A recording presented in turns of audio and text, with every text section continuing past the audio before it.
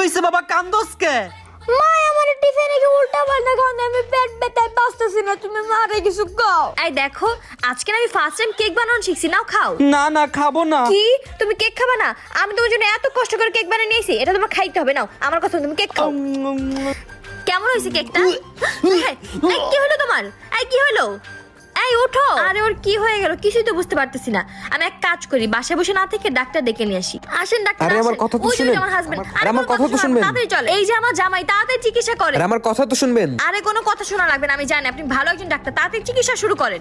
Doctor সবকিছু কি ঠিক আছে? হ্যাঁ, হার্টবিট তো ঠিকই আছে। তাহলে একটা সুই মারে দেন, তাইলে ঠিক হয়ে যাবে। সুই মারেন। আরে ডাক্তার, আপনি আমার জামাইয়ের সাথে কি করলেন? ছাগলের মতো চিল্লাইতেছে কেন? আমি তো তখন থেকে এটাই বলতেছি, আমি মানুষের ডক্টর না, আমি পশু পাখি ডক্টর। হাই হাই, এই তোমার কি হইলো? এই তাড়াতাড়ি ওঠো, এই ওঠো, কি হইলো?